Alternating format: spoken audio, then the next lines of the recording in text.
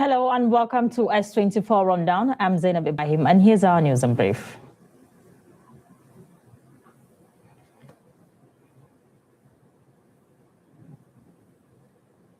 To start with, the Senate has confirmed Rabiu Abdullahi Umar as the new chief executive of the Nigerian Midstream and Downstream Petroleum Regulatory Authority, NNPRA, following his nomination by President Bola Tinubu. Umar's appointment is aimed at strengthening regulatory oversight in Nigeria's petroleum sector and advancing the administration of energy security, sector reforms, and economic growth. Lawmakers say the confirmation followed a thorough screening process in which Umar was found qualified and experienced for the role. Now, a federal high court in Abuja has convicted former Minister of Power Salim Mamman over a 33.8 billion naira fraud linked to the Zungeru and Mambila hydroelectric power project. Justice James Omotosho found him guilty on all 12 counts filed by the Economic and Financial Crimes Commission, EFCC, ruling that the prosecution proved its case beyond reasonable doubt. The judge criticized the former minister for diverting funds meant to improve electricity supply, saying his actions contributed to Nigeria's persistent power challenges. The court also issued a warrant for Mamman's arrest after he failed to appear for judgment, with his lawyer claiming he was ill.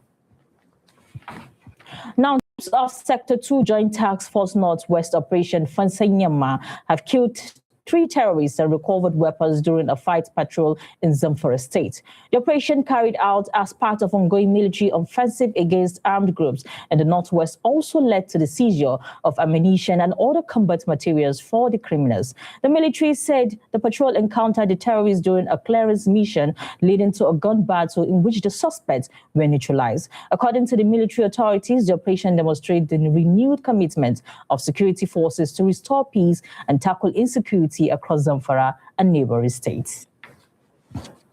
Now, fresh defections have hit the House of Representatives as Muhammad El-Rufai, son of former Kaduna State Governor Nasir El-Rufai, and several lawmakers dumped their parties for the National Democratic Congress, NDC, and the African Democratic Congress, ADC. Muhammad El-Rufai, who represents Kaduna North Federal Constituency, left the All Progressive Congress, APC, for the NDC, while other lawmakers from Kaduna and Kano State allegiance during plenary at the National Assembly. The defections are seen as part of ongoing political realignment ahead of the 2027 general elections, with opposition parties seeking to strengthen their influence across the country.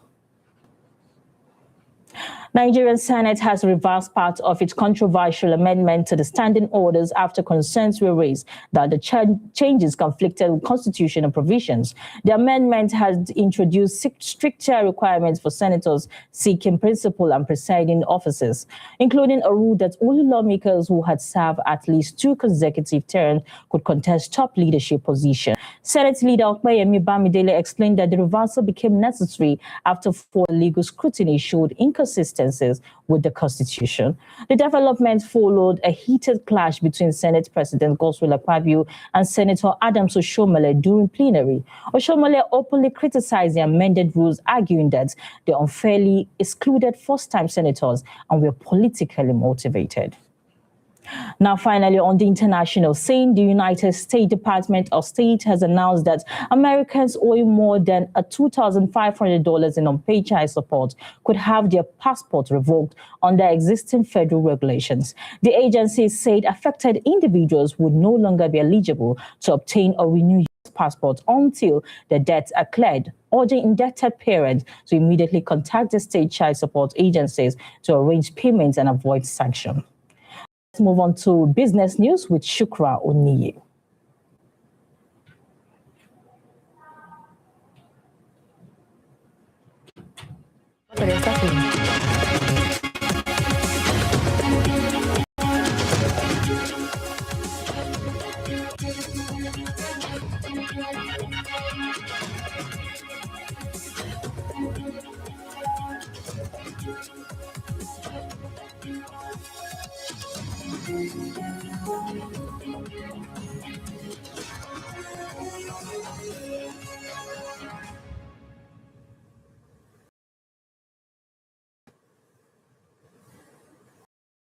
Good afternoon and welcome to the Business News Update. I am Oniye Shukra. Here are today's top stories from Nigeria, Africa, and around the world. Nigeria's stock market closed higher today as investors maintained strong buying interest across banking, cement, and energy stocks. Analysts say improved liquidity and renewed investor confidence are supporting the continued rally on Nigeria exchange. Expectations Naira also held steady amid improved dollar inflows. The Naira remained relatively stable against the dollar following increased foreign exchange inflows from exporters, companies, and foreign investors. Experts say FX liquidity is gradually easing pressure on currency, although sustaining this stability will depend on continued reform and consistent inflows. And from currencies there as part of efforts to attract global investors and expand reach. If completed, the move would be the most significant African corporate listing in recent years and further strengthen investor confidence in the continent's largest business. Across Africa, trade and investment opportunities continue to expand. China has expanded tariff-free access for export for more than 50 African countries, including Nigeria. The policy is expected to boost African exports in agriculture, manufacturing, and raw materials, while strengthening trade relations between China and the continent. Meanwhile, investors across Africa is gradually improving. Major African companies are seeing renewed investor interest as mining, infrastructure, and technological sectors continue to recover. Analysts point to stronger commodity demand and digital growth as key drivers behind the improving business outlook across the continent. Turning to the global markets, energy remains under pressure from geopolitical uncertainty. Global oil prices fluctuated today as markets reacted to uncertainty surrounding Iran's ceasefire negotiations. The volatility continues to raise concerns about inflation, transportation costs, and overall economic stability.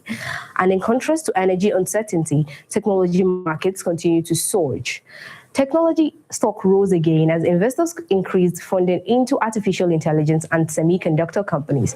Markets in the US and analysts describing AI as one of the most important for global investment trends in 2026. And that's your business news update. Stay with us as Zainab and Abubakar take you through newspaper review. Thank you for watching.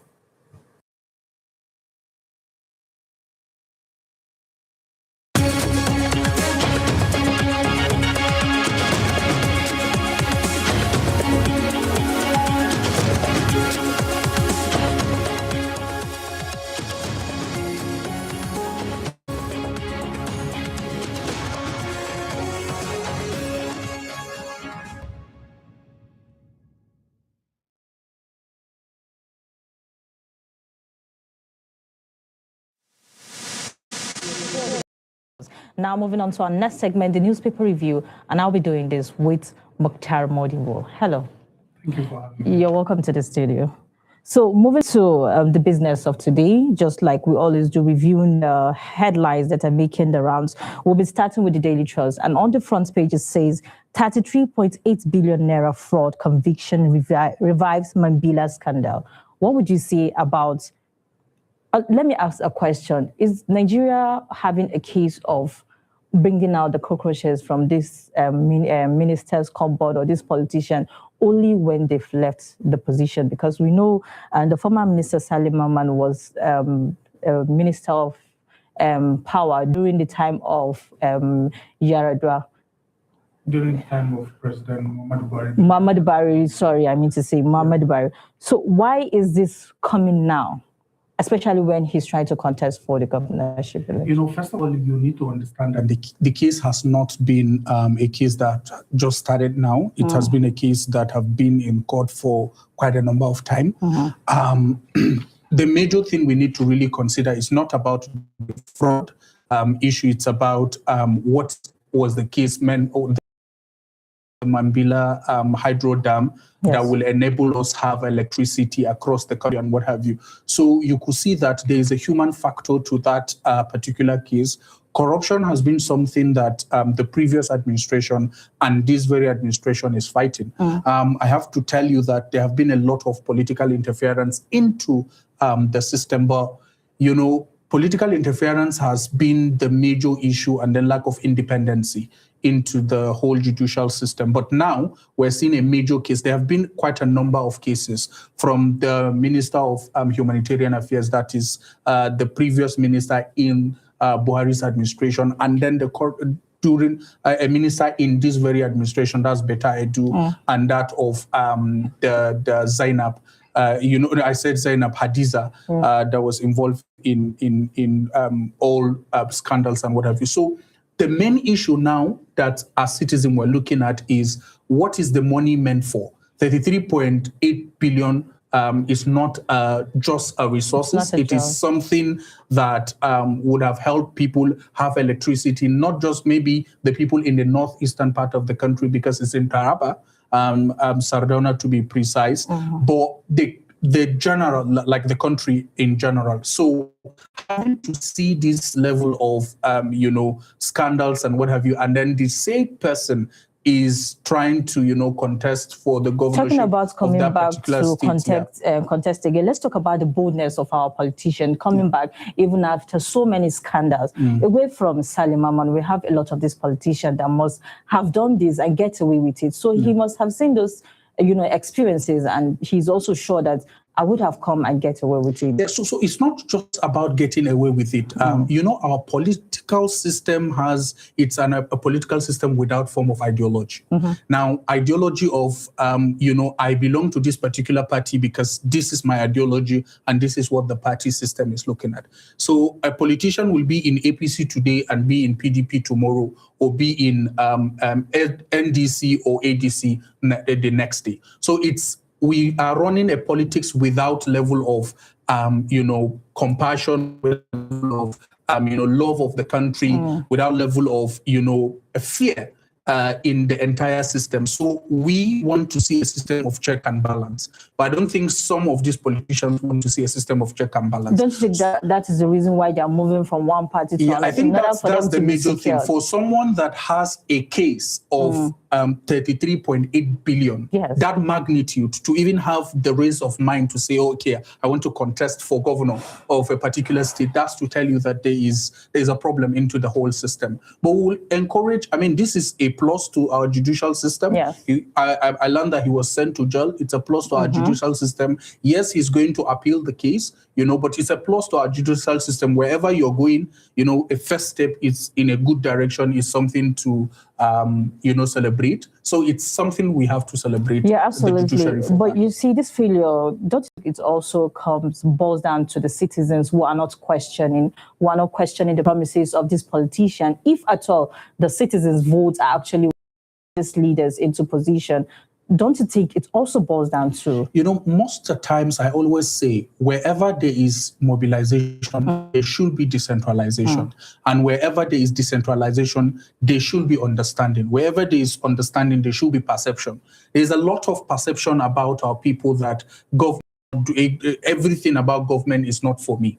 And I think to think around that, because government is meant to be for the people, by the people, with the people. Of course. So all you need to do is, if the information is not there, try as much as possible to look for the information. There are quite a number of civil society organizations doing fantastic things. But put together, all the 7,000 plus civil society organizations or NGOs cannot do what one or two group of young or group of citizens come together with one goal, one methodology, cannot do that thing that they will achieve. So the major thing is we need to look for those information. We need to ask questions, because democracy is all about demand and supply, question and answer. So if I ask you for vote, ask me for result. Yeah, in defense of the people who are not questioned, and as someone who is speaking on behalf of them, I would like to say maybe the interest is not there because of the political atmosphere our country. But let's move on to the next newspaper, the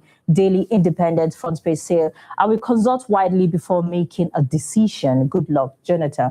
Why people are trying to move from one party to another? People who are intentional about me getting the power. Good luck, Jonathan, is still trying to, make consultation. Good luck Jonathan is a former president, a former vice president, a former governor, a former deputy governor, and what have you. So his trajectory in understanding what politics is all about, Nigerian kind of politics, is maybe he has a very good memory if he has not forgotten for someone to transfer being a deputy governor or being a local government chairman to a deputy governor to a vice president to a president. That's to tell you that he understands the level of involvement of stakeholders, right? So if he said he's going to consult widely, is for him to understand whether or not he has the resources. Now, when I talk about resources here, I'm not talking about financial resources. Yes. I'm talking about financial capabilities, issues of capacity, issues of structures, issues of the financial resources and what have you. Because I need you to understand that our political system is not a cheap political system. It's a political system that involves a lot of resources, be it structural wise, be it financial wise, be it capacity wise and what have you. For someone that have been in that highest office, you sort of understand what stakeholders will do for him. So I think it's a good thing for him to, go. But as citizens, we need to look inward and see what has he achieved when he was the vice president and eventually became the president. What have they achieved? He came with the government that came with the 7-point agenda, made the soul of Yaradua rest in peace. You could see that there are quite a number of things they have achieved within 2 years before Goodluck came on board. And Goodluck has been, all over the world recognized as a man of democracy because of what he did during his election with the late President Muhammadu Buhari, having to call him and congratulate him and what have you. Before the result was announced, when he accepted defeat and what have you. So that's to show you that he has some level of sympathy.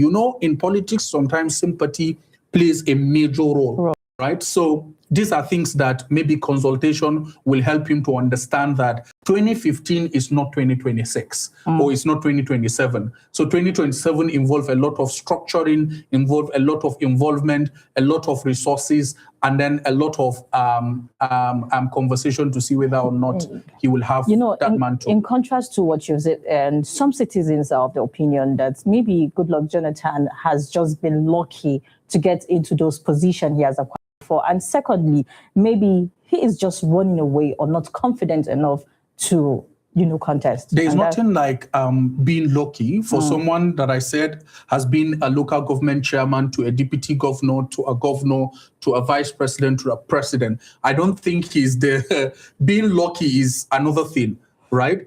Being lucky is something that should not be brought into a B. During the last, when he was president, we've got opposition and we've got party, that is the APC and the PDP, right? But presently what we're talking about is the PDP is divided into 2 or 3. Who knows how many PDPs so many do we other have, parties right? We've got NDC, we've got ADC now, we've got other political parties, and we've now graduated some level of people into the space where he is. Now we've got different format now. We've got the alliance of Obi and Konkoso. We've got the alliance of Atiku and Amechi. We've got the alliance of the APC caucus and what have you. They were not there. Like they were there then. Maybe he was the president. So now, some level of structure to put structures in state. And just so you know, by the Electoral Act, you have to, have scored the number of almost 25% in each of the 36 states, right? Yes. So it's deep for him to be able to pull that through. He needs to have structure. Structure, not just the financial structure, but structure when it comes to people that can support him and now get him that, and some level of policies and some level of blueprint that will catch people's attention. Yes. Why should we go back to Goodluck Jonathan when we've had him before, and there are some level of changes that we expected to see and what have you. And I will just give you an example. We just got a new minister of power and said that minister said in 3 months, I'm going to address issue of national grid collapsing and what have you. Already there are quite a number of people that are counting the numbers of days. So that's the whole issue. Was Goodluck able to achieve something when he was president? Will he use that precedence to, converse for vote? then if he said he's going to consult widely, I think he should be allowed to consult, but I don't think he has much time. So one last question before we go. Do you think Goodluck Jonathan even have a chance at all? I mean, everybody has a chance. Even you, Zainab, can have a chance if you choose to do that. So consulting widely is a good thing, but I don't think he has that much time. Yes, just like I said, people who are actually intentional about getting the power already it's not just about being intentional, it's about being deliberate and being systematic. Because this is politics, and politics is being played by people that know how to play. Exactly. It's like you've mentioned something, and that will be a take home for me, that one thing about Goodluck Jonathan is the compassion. And I think a lot of these politicians trying to run from one party to another do not have that, and they do not really care about what blueprints they have for the people but getting the power. Let's move on to our next segment, the S24 report, coming to you after the break. You're sure I can stand up?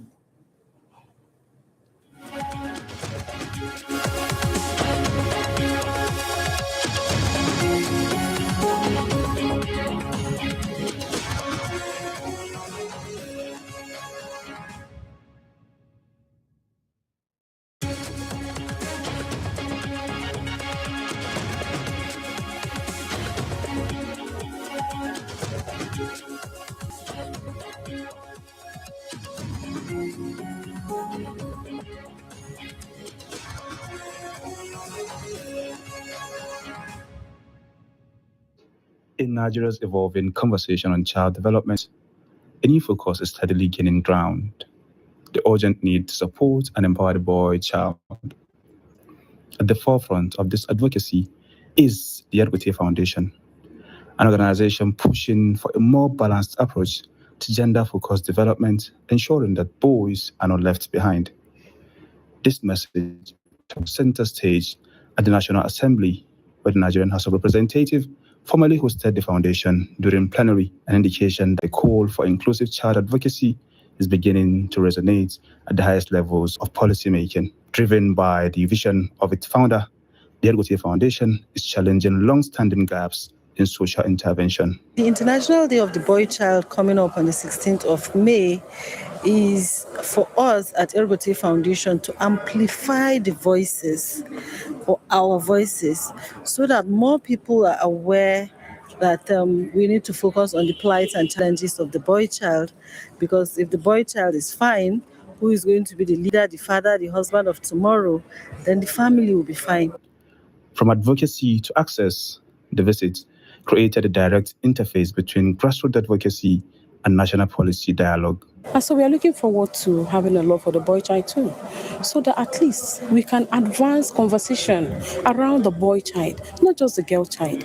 Because whatever the menace is happening in the family today, it's arising from the boy child.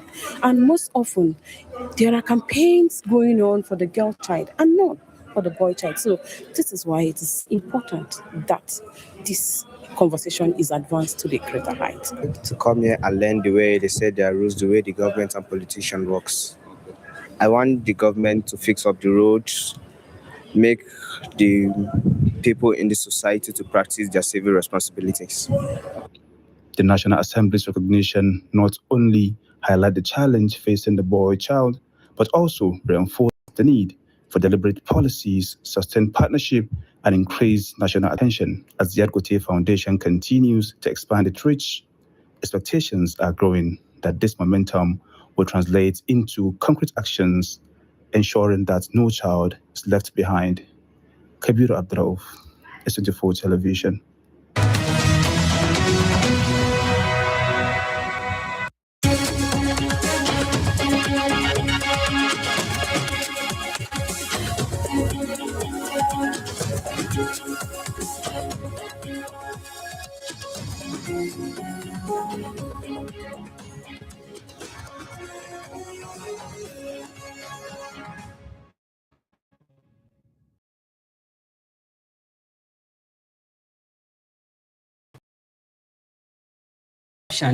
What Nigerians perceive about corruption. Is the government truly fighting corruption, or it is just a political gimmick from the government side? This afternoon, I am joined by my guest, Mukhtar Modibo, a development expert. Welcome to Political Arena on S24 Television. Thank you for having me. It's a pleasure speaking with you on one-on-one.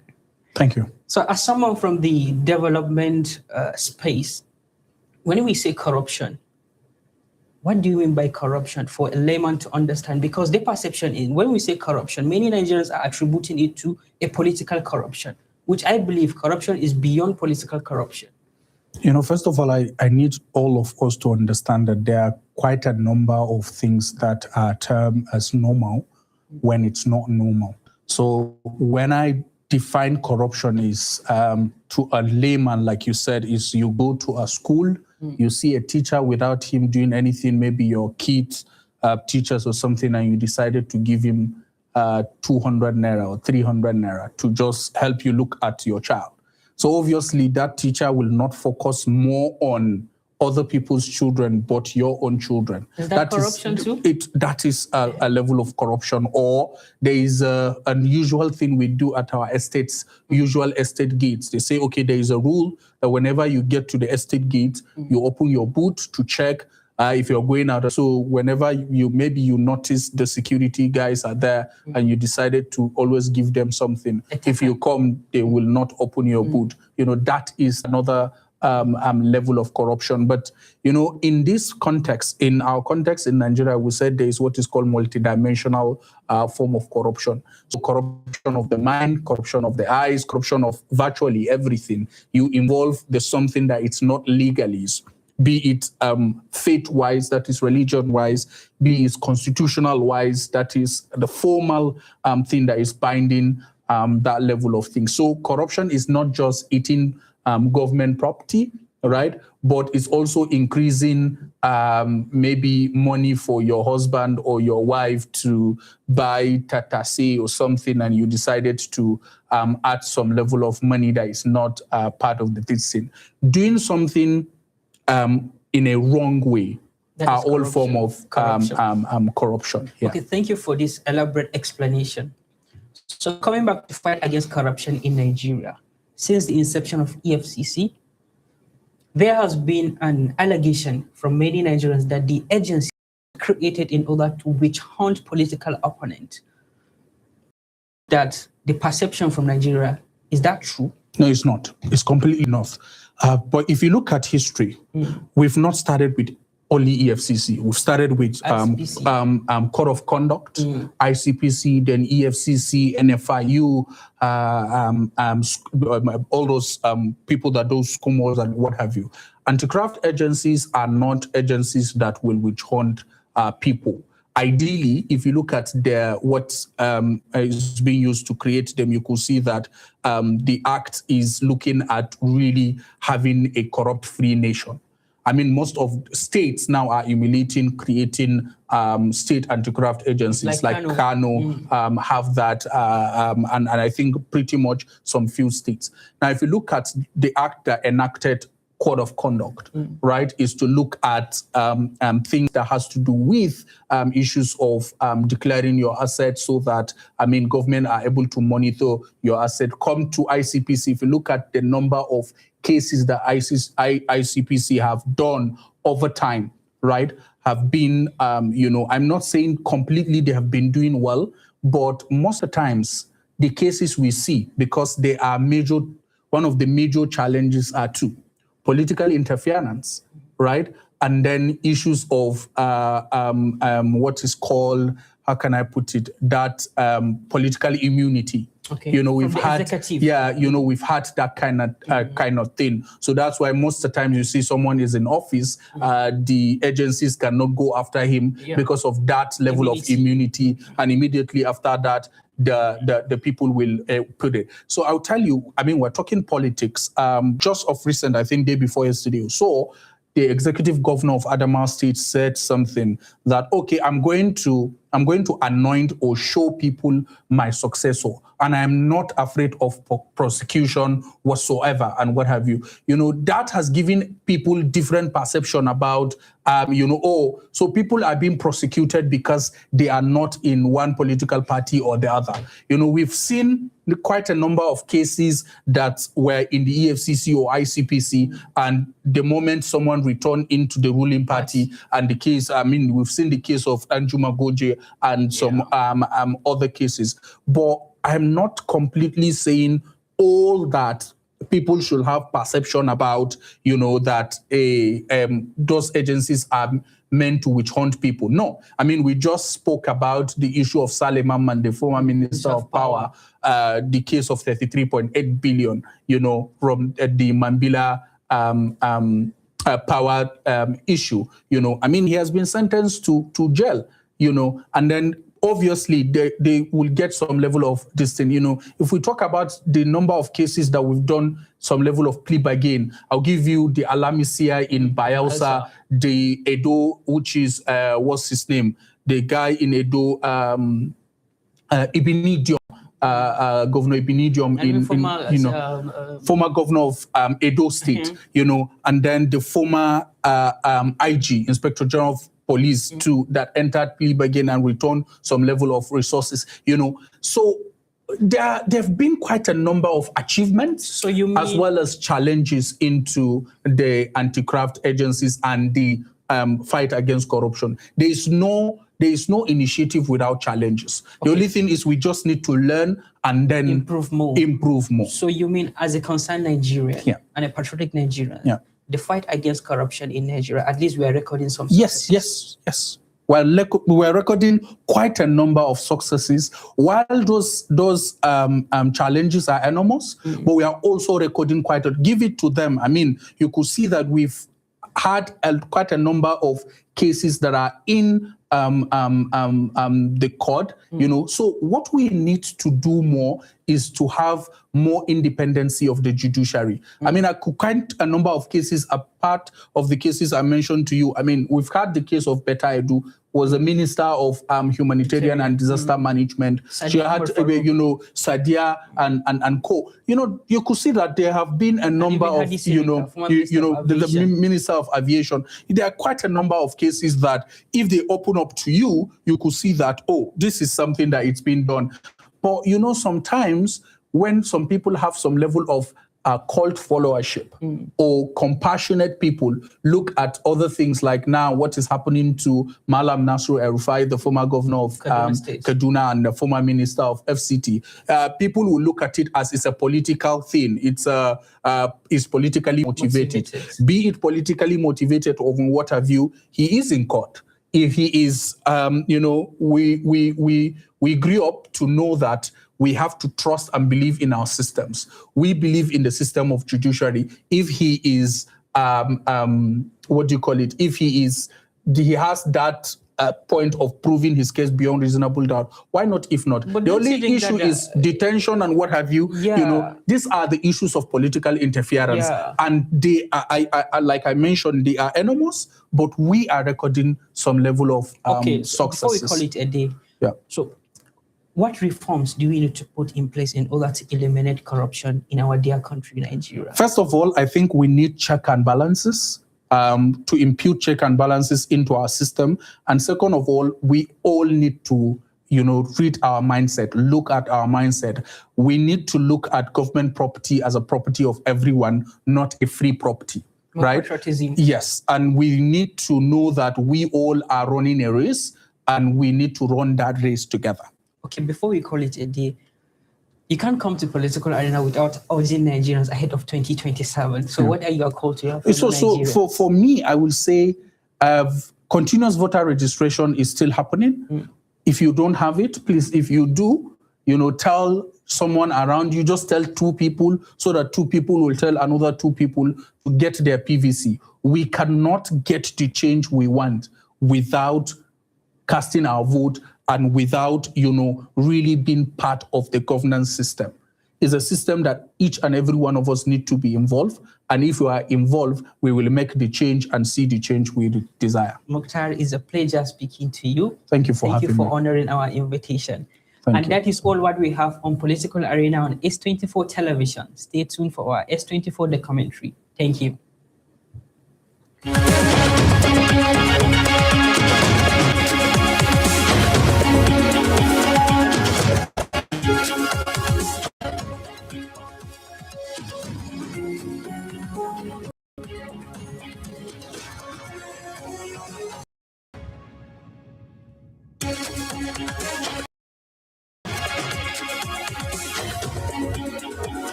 In Nigeria's evolving conversation on child development, a new focus is steadily gaining ground.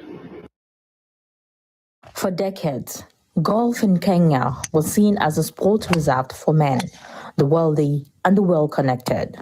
But on the rolling greens of Thika Greens Golf Resort, a quiet transformation is underway. Women are stepping onto the course, challenging stereotypes and building a community where confidence and belonging come first. I remember I started training just before COVID. I had started showing the interest. But when I walked in, I didn't feel I belonged. I just, in my mind, I was like, I don't think this place was designed with me in my mind. Mm-hmm. So it was quiet, because it was not shouting that, but it was quiet and welcoming. Like, people will stare at you. They will not, they will wonder, who is this one coming from? What are we coming to do here? That feeling of exclusion became the spark for change. In late 2023, Jacqueline Sirai founded Girls Go Golf on GWG, a growing movement that uses golf not only as a sport, but as a tool for mentorship, wellness, and empowerment. The Girls Go Golf started 2023, towards the end of 2023. That's when now I fully registered. It's a fully registered society. And the idea was to bring women together, first of all. Yes, golf was the idea initially, but now we've evolved to many other things we do together for wellness, for health. So we also have those things, mentorship. What began with a handful of women has quickly evolved into a supportive network welcoming both experienced golfers and complete beginners. Golf coach Emmanuel Wekesa has watched the shift happen in real time. More women are taking lessons, earning handicaps, and entering tournament. Golf was a sport for men, but so far what I'm seeing, it has really changed. And the impact, it's a good thing, because women, they are really playing, they love the sport, because each and every day, at least I get a referral from the different ladies and those who want to start. And I get new ladies, and they are doing very well. And to be honest, I'm happy with them. The progress, they are doing very well. So far, more of them, they have got a handicap. They participate in tournaments. And considering this few years from 2021 and up to now, it's amazing. They're playing, they're enjoying, they're winning. The movement is already inspiring a younger generation. Through partnership with organizations like Girl Up, girls are being introduced to golf as a pathway to confidence, opportunity, and global exposure. Invited by Girls Who Golf, Madam Jacqueline, who's like our partner. We're Gala, a UN organization for girls, supporting girls at all.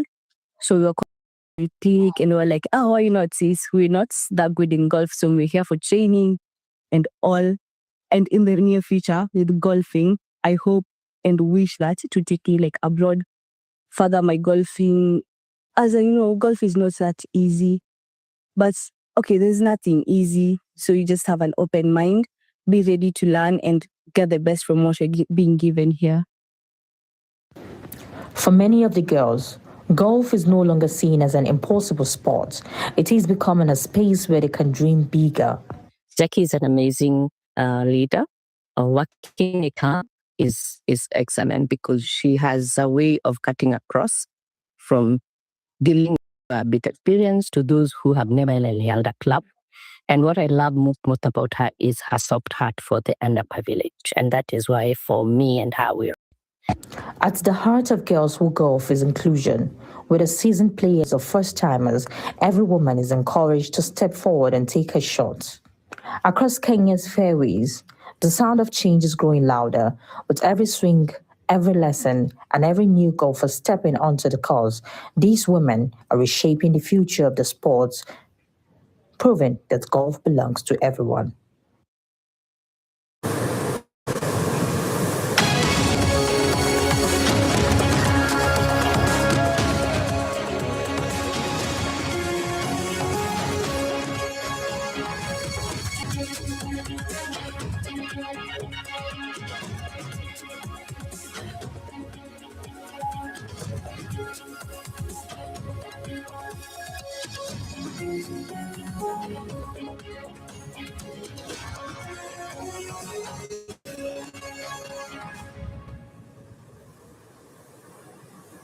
Hello and welcome to Tech World, where we discuss technology, innovation, and digital world. I am Aisha Muhammad. Here's what's shaping ICT from Nigeria to the global stage. Telecom operators accelerate shutdown of legacy 3G network. Nigeria's telecom industry is entering digital transition, with major carriers accelerating the phase-out of older 3G infrastructure as the operators shift investment towards fast 5G and fiber optic networks. Industry analysts says the move is expected to improve digital service delivery nationwide. Deadline for Nigeria's $2 billion project has fixed May 13th as the deadline for the bid under the $2 billion Project Bridge initiative designed to expand digital connectivity and reduce infrastructure gap across underserved communities in Nigeria. Experts say the project could play a major role in narrowing the country's digital divide. Airtel Nigeria expand MVNO market through IMBIL partnership. Airtel Nigeria has secured a new agreement with IMBIL to expand mobile virtual network operator services, a development expected to increase competition and create opportunities for smaller telecom providers. Analysts believe the move could also improve consumer access and pricing flexibility within Nigeria's telecom space. Conga deepens digital commerce push with Starlink support partnership. The ongoing Conga Tech Month campaign continues to drive action within Nigeria's e-commerce sector, with the company now positioned as an authorized support center for Starlink services in the country. The partnership is expected to strengthen consumer access to satellite internet solutions and digital services. Onto the African scene, African nations gain authority to tax digital transmissions. For the first time in decades, African governments now have the authority to impose taxes on digital transmissions following the expiration of the WTO e-commerce moratorium. Experts predict the developments could reshape digital trade policies across the continent. Indian-African Summit preparations focus on digital partnerships. Preparations are intensifying for the upcoming Indian-African Forum Summit in New Delhi, where technology transfer and digital public infrastructure are expected to dominate discussions. Analysts say the partnership could strengthen Africa's long-term digital transformation goals. Onto the foreign scene. Starlink AI acquisition cooperation begins trading on New York Stock Exchange.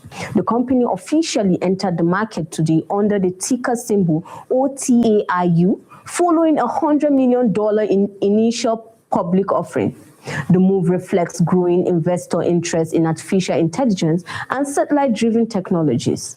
Global demand surge for AI critical semiconductor chips.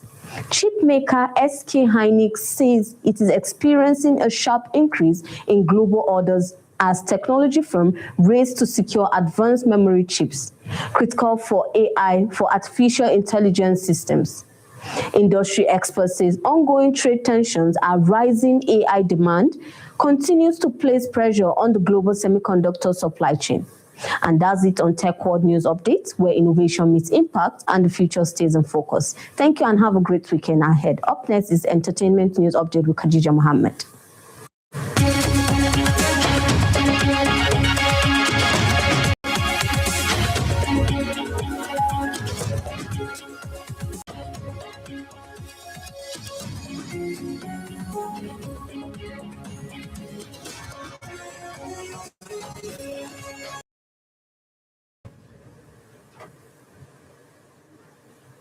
Hello and welcome back from the break. And this is your entertainment update for today, bringing you trending stories from Nigeria, across Africa and around the world.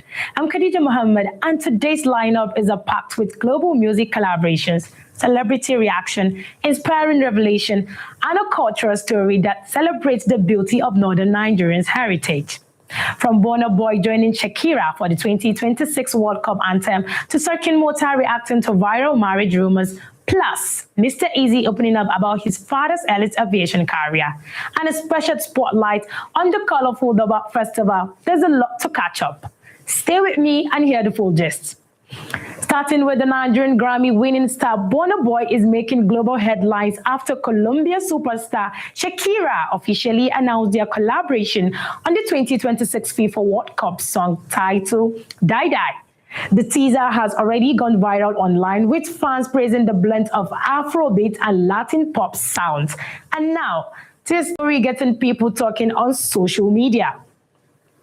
Dr. Aliyu Muhammad, the Abuja-based CEO of Serkin Mota Autos, known as Serkin Mota, addressed social media rumors of his marriage this weekend in a direct video.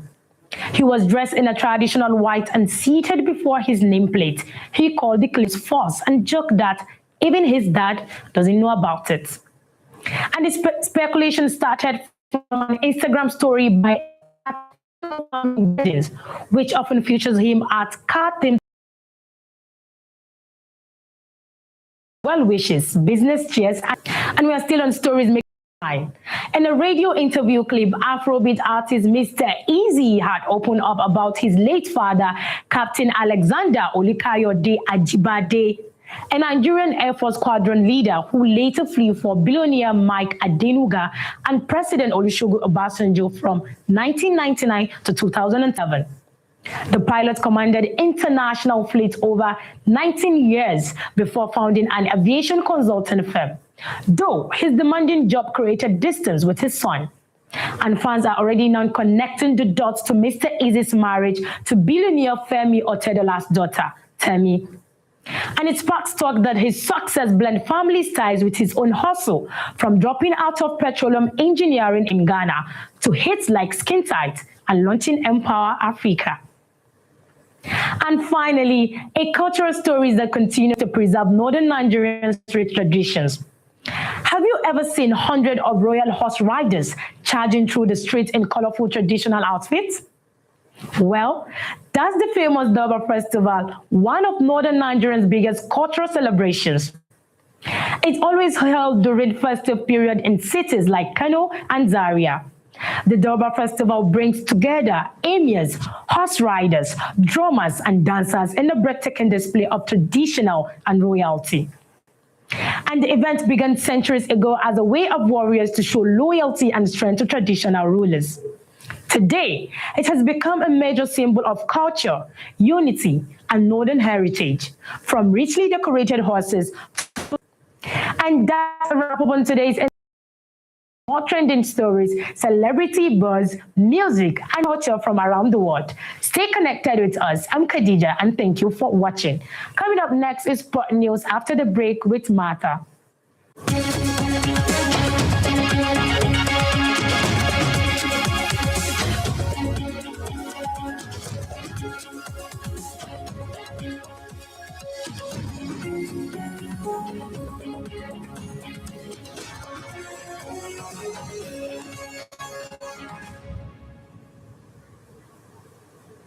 Good day and welcome to Sports Updates. Let's take a quick look at the biggest stories making waves in sport today. Former England captain Wayne Rooney has slammed England manager Thomas Tuchel for omitting Trent Alexander-Arnold from England's World Cup squad. Rooney described the decision as mind-boggling, insisting the Real Madrid defender remains one of England's most talented and creative players. The decision has sparked a widespread debate among football fans as the countdown to the 2026 FIFA World Cup continues. Moving to Nigeria, the Nigeria Football Federation has unveiled new coaches for the Flying Eagles and Golden Eaglets. Experienced tactician Abdul Mekaba will now lead the Flying Eagles, while youth development expert Uwe Jamume takes charge of the Golden Eaglets. The appointments are part of the NFF's plans to revive Nigeria's dominance in youth football. And away from the pitch, Nigerian singer Portable is set to headline the Nigerian National League Super 4 finale in Ikenne, Ogun State. Organizers say the event will combine football, music, and cash giveaways to create an exciting atmosphere for fans as teams battle for the NNL title. And finally, in boxing, former boxing champion George Groves Joshua versus Tyson Fury mega fight to take place at Wembley Stadium. Groves says the heavyweight showdown deserves a British stage and believes Wembley is the perfect atmosphere for one of boxing's biggest possible clashes. And that's all for Sports Update today. Stay tuned and have a lovely weekend. Pigeon News takes it from here after the break.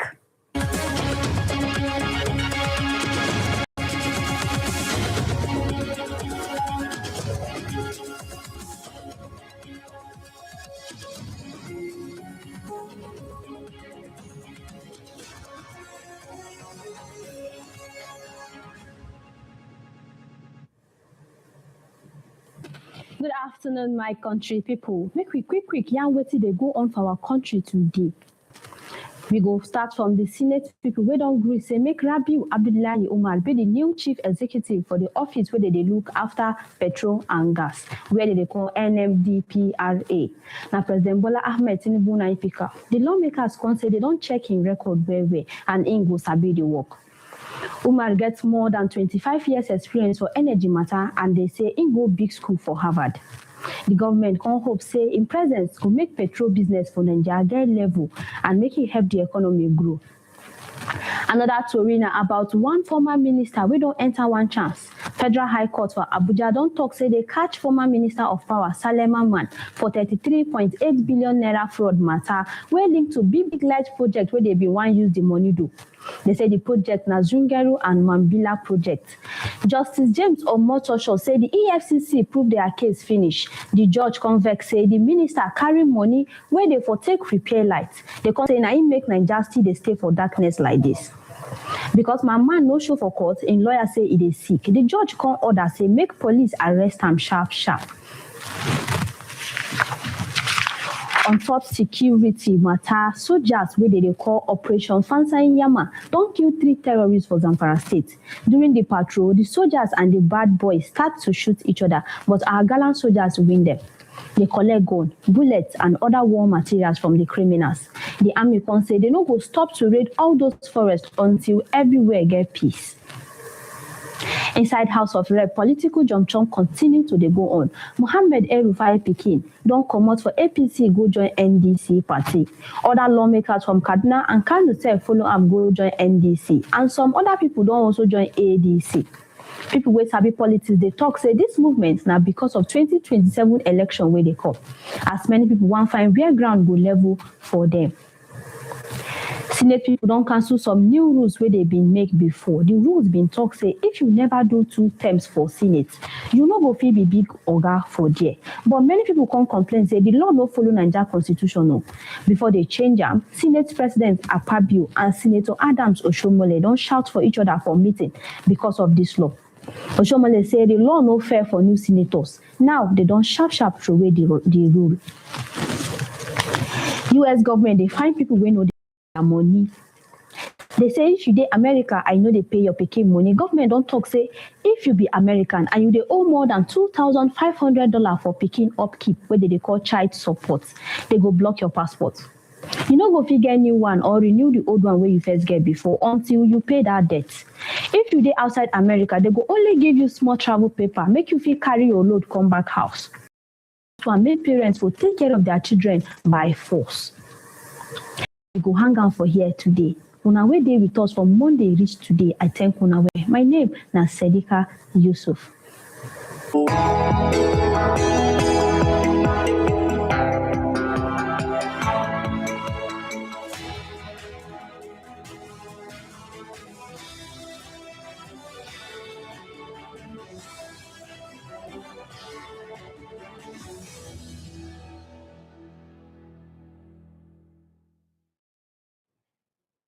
Thank you so much, Siddiqa, for that version of the news. We've come to the end of S24 News Rundown. Have a lovely weekend as you follow us on all our social media platforms at S24 Television. My name is Zainab Ibrahim.